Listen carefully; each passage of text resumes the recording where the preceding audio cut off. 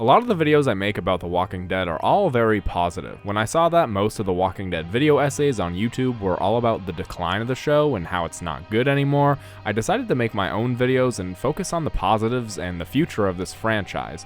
But it seems that no matter how hard I try, there's one or really two episodes that are always brought up in regards to the decline of the show, and that's Season 6, Episode 16, and Season 7, Episode 1. These episodes really go together as a part 1 and part 2, so in this video I'm going to be going over each of the episodes and just how impactful they were on the Walking Dead fandom. I'll be giving my own opinions on the episodes and talking about, of course, how these episodes started the rapid decline of the show. I've talked about this briefly in my Glenn video, where a lot of you gave your thoughts and reasoning as to why these episodes caused you to leave the show.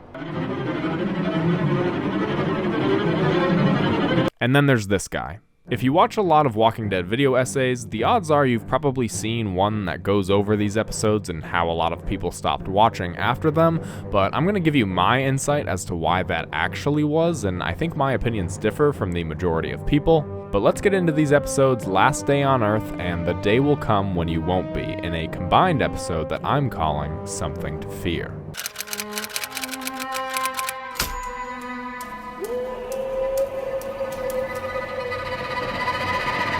At the beginning of Last Day on Earth, we see our very confident characters leave Alexandria because Maggie is sick and needs to go to the hilltop to see the doctor. The threat of the Saviors is at the top of everyone's mind, but our characters, especially Rick, seem to have no doubt that they'll get past them because that's what they've always done. Meanwhile, the Saviors have some tricks of their own. No matter where our characters go and which route they take, the Saviors have a roadblock set up. At the first roadblock, the group decides to go out and try to negotiate with the Saviors. Simon says that they can form a deal right here, right now, if they just give them all their stuff. Rick gives a counteroffer and says that they need to hand over all of their stuff. Simon rejects the offer, so Rick leaves, Simon saying that he should be extra nice to all the people in the RV because today could be their last day on Earth. The group continues on, and with each roadblock they encounter, the number of Saviors blocking their path increases. They also run into a roadblock of walkers, where the Saviors have left Daryl's arrows and Michonne's hair on the walkers, letting them know that they have their friends captured. The group looks for an alternative route to the hilltop, knowing that Maggie is only getting sicker, when they run into yet another roadblock, this time with dozens of Saviors blocking their path. They meet one more roadblock where Rick realizes that everything that's happened has been carefully orchestrated by the Saviors, and they're being cornered.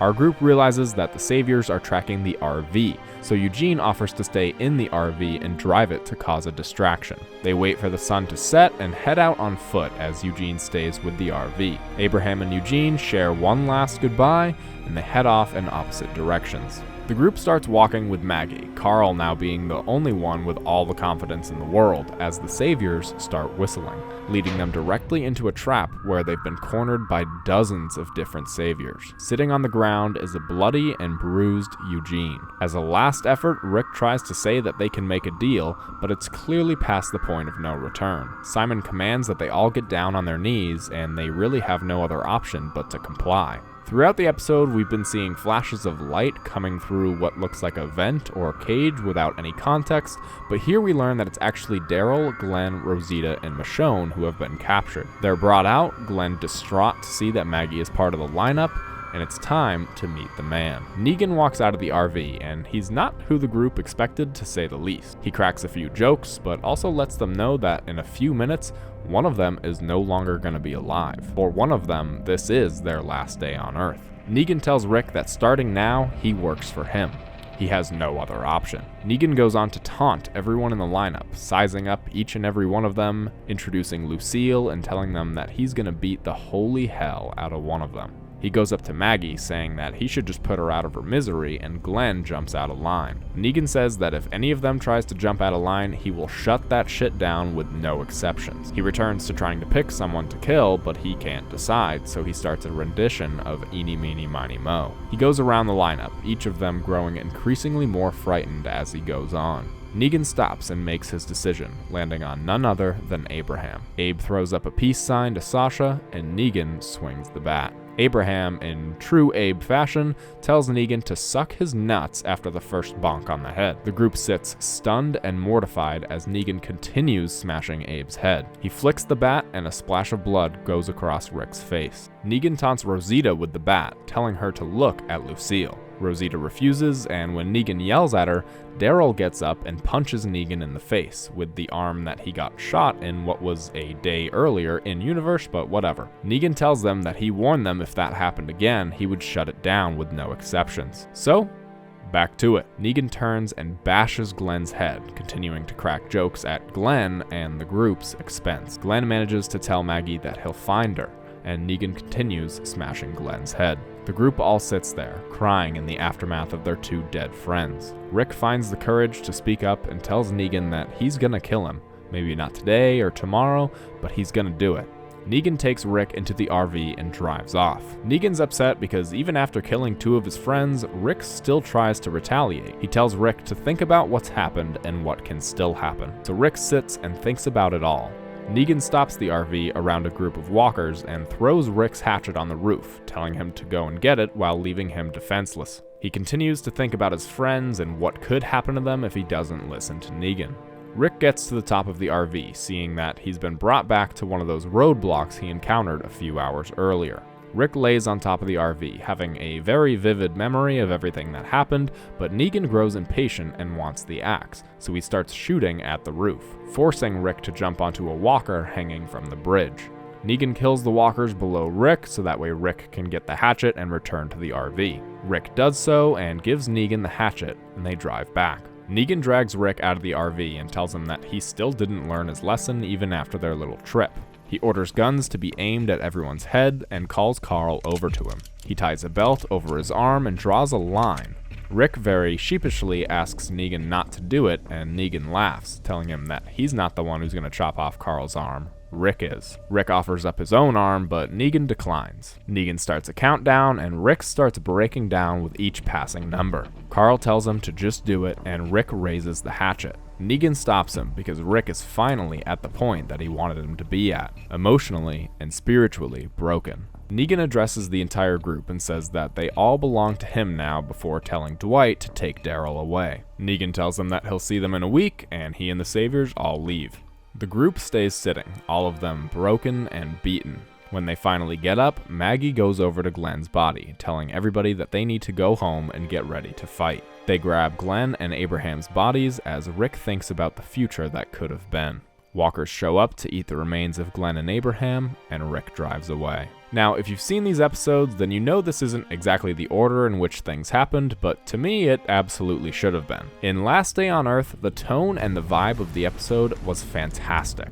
It's very suspenseful and claustrophobic, knowing that wherever our group goes, the Saviors are waiting for them. The writing is also phenomenal. It sets up an urgent issue that they have to tend to in Maggie being injured, so they have to leave Alexandria and go to the hilltop, but the threat of the Saviors is very real. When they run into the first roadblock, there's only a few Saviors, so Rick is very confident that he could take them out, but he also thinks that there will be an opportunity to get them later, so he drives off. As they come to each new roadblock, seeing more and more Saviors, Rick becomes increasingly afraid of what's gonna happen, especially when he realizes that the Saviors have the upper hand on them. I think Rick also realizes that he should have tried to face the Saviors at the first roadblock, but now he knows that there's no going back, because if they do, then Maggie probably dies. So the stakes are all very real, and they feel that much bigger because of the Saviors. The Saviors themselves are absolutely terrifying in this episode, and really all the episodes leading up to it. We don't really know a whole lot about them, and to see that they're already 5 steps ahead of our characters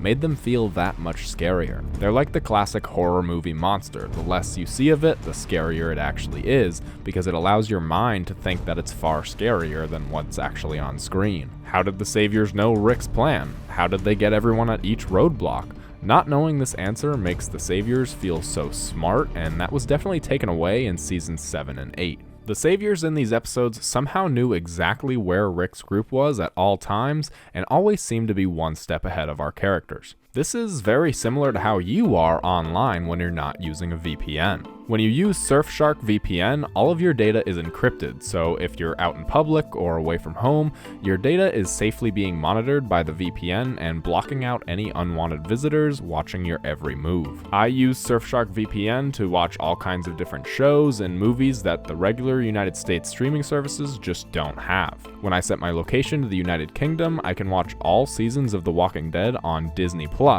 and yes, that includes season 11. I'm also able to watch things like Wayward Pines and Devs that I just wouldn't have been able to without Surfshark VPN. I also use YouTube TV, but you can only use that when you're in your home region, so when I'm traveling, I can use Surfshark VPN to set my location near my home and watch YouTube TV from anywhere. Use promo code Thrifty to get 83% off and an extra 3 months completely free. Don't let people like the Saviors know your every move online. Do yourself a favor and get Surfshark VPN. One thing I noticed on my watch through this time around is that there's lots of hints on what's to come due to the soundtrack. When Rick and the group come across the roadblock with the trees, you can hear parts of the soundtrack that play when he comes back there in the next episode, and I thought that was a really nice touch. Negan's introduction in this episode is phenomenal. Even just the way that he opens the RV so quickly and we immediately see what he looks like is great. There's no slow pan up from his legs to reveal his face, he just opens the RV and reveals himself to everybody. And I think that's just a very smart way to introduce his character because he's really very sarcastic and charismatic, and having him just open the door to see everyone is a great way to reveal the character we've been hearing about for 8 episodes. I'll never forget watching this episode when it first came out. My heart was racing so fast just seeing our characters in this situation and knowing that one of them was about to die. You are so gonna regret crossing me in a few minutes. Was a terrifying thing to hear and really just a reminder of what was going to happen by the end of the episode. These were going to be the last moments that we spend with one of these characters, and not knowing who it was going to be was equal parts suspenseful and horrifying. When Eeny Meeny Miny Mo starts happening, the suspense factor is at an all-time high, and I remember as soon as it cut to the point of view shot of who was killed, my heart stopped racing and I was brought out of the moment entirely, because I knew we weren't going to see who it was that got killed. When the credits started rolling, I remember screaming in anger like I had never done before. This cliffhanger is the reason why the episode has a 6.8 on IMDb, which at the time of release was the lowest rated episode of the series. Now, there's such thing as a good cliffhanger and a bad cliffhanger, and this was a bad cliffhanger. Cliffhangers are obviously a very popular tactic to try and get people to watch the next episode. The ending of every single episode of Stranger Things ends in a cliffhanger, and that's by design to get people to click on the next episode. Sometimes it's incredibly smart to end a season on a cliffhanger to make people wonder what's going to happen next, or how the repercussions of the actions in the finale will be explored in the next season. The Walking Dead Season 5 ended with a fantastic cliffhanger with Morgan and Rick reuniting before cutting to black. What's their dynamic gonna be? What are their conversations gonna be like? Where has Morgan been? These are all questions we want to know the answers to because it's going to change the series as we know it. The season finale of Severance Season 1, which I won't spoil because it's still fairly new, was perhaps one of the best cliffhangers I've ever seen. I'm 100% going to be coming back for the next season to find out what the repercussions are for the actions that happened in that finale. So you might be saying, but Thrifty Typewriter, this cliffhanger did make you come back and want to watch the next episode, so doesn't that make it a good cliffhanger? And that's a great question, but you're wrong, and here's why. This was not a natural cliffhanger based on story beats or questions the audience have for what's going to happen next. We know exactly what's going to happen next, someone's going to die, we just don't know who it is. This was a carefully manufactured cliffhanger to try and attract viewers to watch the next episode. Judging by those standards, this was a very successful cliffhanger, as the Season 7 premiere had the second highest viewership for any episode of the series, following closely behind No Sanctuary, which was also a season opener people wanted to watch based off of a good cliffhanger. Not to mention, this season already used Glenn in another cliffhanger that left fans unsatisfied, making us think he was dead, just to have him be alive, just so that 10 episodes later they could actually kill him. So while yes, this cliffhanger worked to get the viewership ratings up for the premiere, the ratings continued to rapidly decline with just about each of the following episodes. There's not a single person I know who was satisfied with the finale of season 6, so that's a whole year people are spending talking about The Walking Dead, sure, but talking about how disappointed they were with the episode. Because of this disappointment and the fact that everyone wanted to know who it was and who was killed, this caused the leaks for Season 7 to skyrocket to a level that AMC was not prepared to deal with. While I was certainly someone who kept up with all the news of the show and I was constantly seeing updates as to who's on set and who's not on set, and 2 names were constantly left off that list: Steven Yeun and Michael Cudlitz. This caused many to believe and subsequently already know what was going to happen in the season premiere.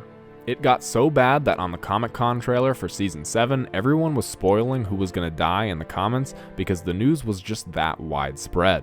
I knew it was bad when my mom told me she knew it was going to be Glenn and Abraham like 3 months before the premiere was going to air. Now, maybe that's just my experience and some people were actually surprised by the 2 deaths, but my family, my friends, and me all knew what was going to happen before we sat down to watch the episode. And even without the leaks, there was not a doubt in my mind that it was going to be Abraham who got Lucille. He had a very touching goodbye with Eugene, and he was the only one who stood up to Negan, showing that he had no fear even in his final moments. The clues were all there, and I really believe they could have killed Abraham in the finale and saved Glenn's death for the premiere. It would have solved a lot of problems because we would have known who got killed and we would have been able to mourn Abraham's death. Abraham was a fantastic character, but having Glenn die in the same scene 2 minutes later completely overshadowed Abraham's death by a mile. The Walking Dead loves to end their seasons on cliffhangers, so they could have even just revealed that Abraham was the one that Negan picked and ended it there, hearing the smashing sounds before the credits start rolling.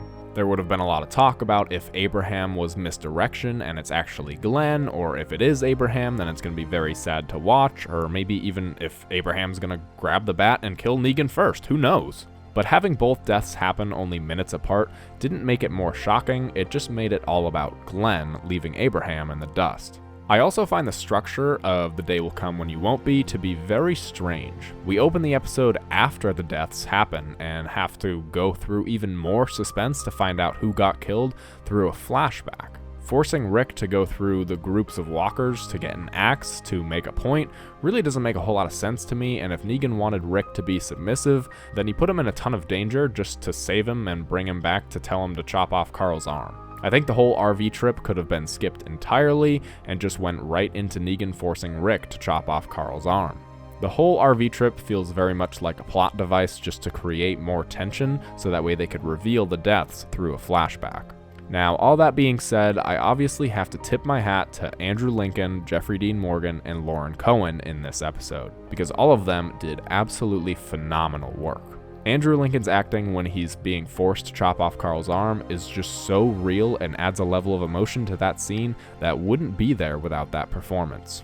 But as I said before, it's no secret that a lot of people stopped watching after this episode, and there's a lot of factors that go into that. Some people stopped watching because Glenn was their favorite character, others stopped watching because of how gruesome the deaths were to the point they found it disrespectful, and some people tried to continue watching but felt so defeated because our characters had little to no hope after this moment, and I think that's a very valid reason. We spent almost a full season trying to get our characters to gain the motivation to fight back and set up new characters and communities so that way they could all go to war with the Saviors. This meant that for those that watched week to week, we had to go through months of seeing our characters at their lowest point and too weak to fight back. Pair that with the amount of setup that Season 7 had to do with the new communities and the structure of focusing on only one point of view per episode, and viewers lost their own hope and faith in the show that they once loved. This episode broke the viewers emotionally. There was no sense of hope or happiness left in the show. Now, I can hear the argument already. The Walking Dead isn't a happy show, it's a post-apocalyptic world overrun by zombies, so people shouldn't expect hope. Believe me, I've heard it all, and to a certain extent, I do agree. This is a harsh world filled with harsh people, and bad things do happen. But the ratings for season 6 saw a slight decline for the first time in the show's history, so they manufactured this cliffhanger to get people back for season 7, which worked, but only because they wanted the answer to that manufactured cliffhanger. Season 7 was certainly a new beginning for the show that was very unlike the previous seasons. The whole year leading up to season 7, people were unhappy with the cliffhanger, and when they got their answer, some people were even more upset with the way it was done. There was no end goal in sight for this franchise, and seeing week after week of slowly moving the story forward, people saw that this was no longer the show that it used to be, and it felt different. After that, people saw this new beginning of the show to be their end. I'm trying to cover all the bases when it comes to why people stopped watching, but a lot of people also never stopped watching, and the show has a very strong fan base to this very day. It's not what it used to be, and a lot of people point their fingers at these episodes for why that is, and I feel like I've done enough Walking Dead content on this channel to voice the opinions on a lot of the comments that I've seen. Now, I know I've said a lot of things in this video that people are either gonna agree with or more likely disagree with, so let me know your thoughts in the comments below on both Last Day on Earth and The Day Will Come When You Won't Be. Why is it that you stopped watching the show, or why is it that you kept on watching? If you enjoyed this video, it took me a very long time to make, so please hit that thumbs up button and consider hitting that subscribe button for more Walking Dead content. If you do, then I'll see you in